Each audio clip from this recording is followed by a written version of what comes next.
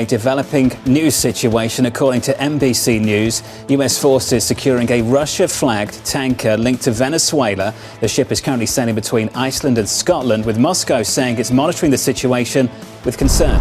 Bloomberg's Simon Casey joins us now for more. Simon, welcome to the programme. What do we know about this tanker? Is it a Russian vessel or not? It's a Russian-linked vessel, I think we can call it that. It's part of the Shadow Fleet, which is, many of you know, it's part of this global fleet of tankers that subject to sanctions. Frequently they turn off their transponders, they sort of literally try to fly under the radar. And this was a tanker that was chased away from the coast of Venezuela last month by US ships when it was trying to dock in Venezuela. As I say, it's a sanctioned vessel. President Trump in recent weeks has implemented this blockade on Venezuela to try to halt exports of oil from the country via sanctioned tankers, part of putting pressure on the regime. This was just before the seizure of Maduro, of course. So this tanker has been sort of chased across the Atlantic, essentially, over the past few weeks, and things have reached their head this morning. Simon, what do you think the consequences are? And I know it's very early days, and I know it's maybe a little bit dangerous to go into the realm of speculation, but as you sit here and watch this play out, what do you think the consequences could be from a situation like this one? Well, it's not the first tanker to be seized, of course.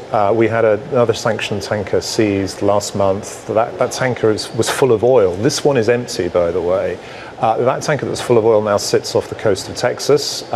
We expect that in due course the US government will take the legal steps necessary to take ownership of that oil. In this case, the tanker that's just been seized today, it's empty. There are still questions why that particular tanker. As I said, there's this shadow fleet out there. There are many tankers on the ocean, some still in the vicinity of Venezuela. Why the interest in this one, we don't know. Is there something aboard that tanker? We can really only speculate at this stage. In terms of further ramifications, this has been quite a spectacle. We'll see what the Russian response is in due course, but it doesn't really help relations between US and Russia at this stage. There may be ramifications with the efforts to engineer some sort of ceasefire in Ukraine.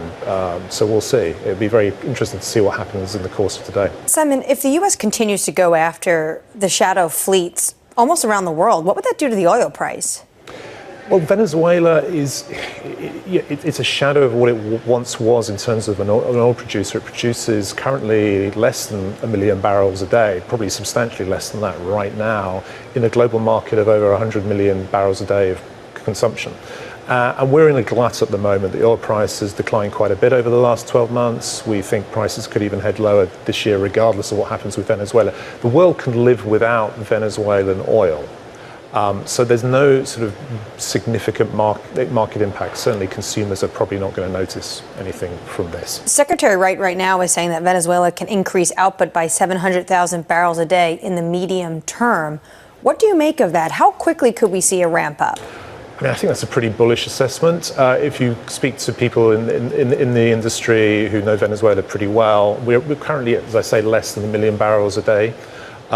Its peak back in the 1970s was over 3 million barrels. It also reached close to that level in the 90s. But since then, the industry has gone in Venezuela has undergone real stresses, lack of investment, corruption, disrepair, you name it. There's a host of problems, and these are not going to be easy to fix. There will be some short-term fixes that if companies come in right now, spend a lot of money, maybe they can bump production a bit, but I think the significant kind of recovery, which is what President Trump was talking about on Saturday when he spoke from Mar-a-Lago, that's years away.